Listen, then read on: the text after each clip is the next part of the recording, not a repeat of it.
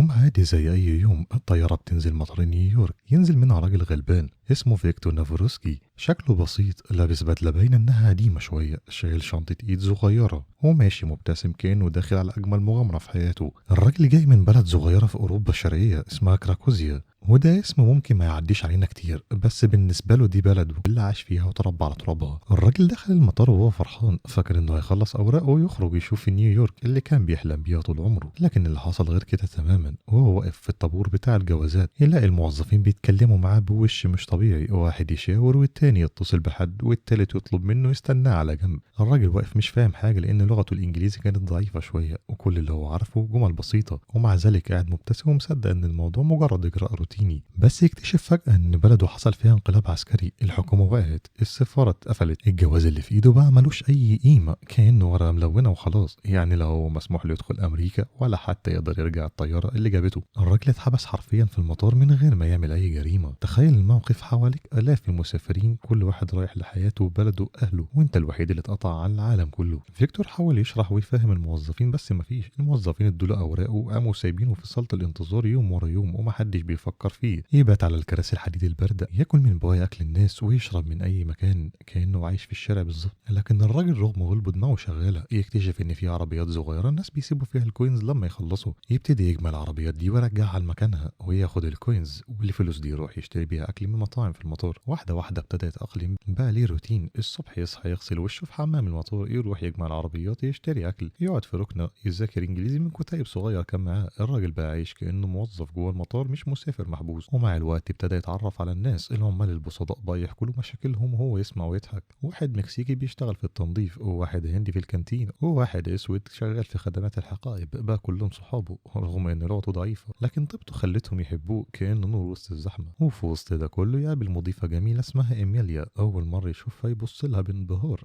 كأنه طفل شاف ملاك. هي في الاول تاخده هزار، مسافر عالق في المطار، لكن مع الوقت لما شافته هو قد ايه انسان بسيط وطيب وبيحاول يعيش بدأت تهتم بيه. كانوا بيتقابلوا ساعات لما تنزل ترانزيت، تقعد معاه وتسمع حكايته، وهو كان بيحب كل لحظه معاها حتى لو عارف ان العلاقه دي صعبه. بس في عينيه كان بيبان ان الدنيا لسه فيها امل. بس مش كله كان تمام. كان في مدير الامن اللي اسمه ديكسون، الراجل متغطرس، شايف ان وجود فيكتور فضيحه قدام ادارته. فضل يضيق عليه بكل الطرق، مره يمنع عنه الاكل، مره يهدده، ومره يحاول يطلعه غصب عنه من المطار. لكن فيكتور كان عنيد، مبتسم وهادي، وما خدش اي خطوه غلط، كانه بيقول له مهما تعمل مش هتكسرني. الايام عدت والاسابيع بقت شهور، والمطار اللي كان سجن بقى زي بيته بالظبط. الركاب ابتدوا يتعرفوا عليه، العمال يحبوه، حتى اللي مش بيتعامل معاه بيشوفه بيضحك وهو ماشي بعربيته فيسلموا عليه. الراجل بقى جزء من المكان، بس وراه سر محدش يعرفه، هو جاي أمريكا ليه أصلا. السر اتكشف لما حكى لإيميليا، قال لها إنه جاي يوفي بوعد قديم لأبوه. أبوه كان بيجمع توقيعات من موسيقيين مشهورين من سنين، وكان فاضل واحد بس عشان يكمل مجموعته. بعد ما أبوه مات، فيكتور قرر يجي أمريكا يجيب التوقيع الأخير. يعني الرحلة كلها مش سياحة ولا هروب، دي رحلة وفاء بوعد. اللحظة دي مؤثرة جدا، بتخلي أي حد يشوف الفيلم يحس بالاحترام ليه. الراجل مش بيصارع عشان نفسه بس، هو بيصارع عشان يكرم ذكرى أبوه. لكن طبعا ديكسون ما وقفش، حاول بكل وسيلة يوقعه، حتى عرض عليه إنه يطلع من المطار بس يروح بلد تانية مش أمريكا. فيكتور رفض لأنه جاي لهدف محدد مش هيغيره، لدرجة إنه في مرة اضطر يشتغل عامل في موقع إنشاء جوه المطار عشان يكسب شوية فلوس ويعيش بكرامة. وكل ده وهو مستحمل. هو في لحظة الذروة والشدة كل الناس بقت في صفه، العمال والمضيفين والركاب اللي اتعرفوا عليه، وحتى اللي ما يعرفوش كانوا شايفينه رمز للصبر. ديكسون بقى عاجز مش قادر يعمل له حاجة، والراجل خد الإذن أخيرا إنه يخرج. تخيل معايا اللحظة اللي بعد شهور طويلة من النوم على الكراسي والجوع والتعب، يفتح باب المطار ويمشي حر في شوارع نيويورك. أول مرة يشوف المدينة اللي كان بيحلم بيها، بس دلوقتي مش كمسافر عادي، كواحد حارب عشان حلمه. راح يقابل الموسيقي اللي كان أبوه نفسه يشوفه، وقدر ياخد التوقيع الأخير. اللحظة دي كانت نهاية الرحلة اللي بدأت من سجن المطار وانتهت بتحقيق وعد أبوه. الراجل بعد ما خلص المهمة دي رجع المطار وهو مبتسم، المرة دي مش كمسجون، لا كإنسان حر خلص مهمته. الفيلم بيخلص وهو سيبنا نفكر ازاي واحد غلبان ما بيعرفش لغة البلد اتسجن ظلم في مكان غريب، ومع ذلك فضل واقف بيضحك ومبتسم ومتمسك بحلمه لحد ما حققه. ده مش مجرد فيلم عن واحد اتحبس في المطار، ده قصة عن الأمل، ازاي الإنسان ممكن يتأقلم مع أي ظرف مهما كان صعب، وعن الوفاء بوعد حتى لو كلفك حياتك.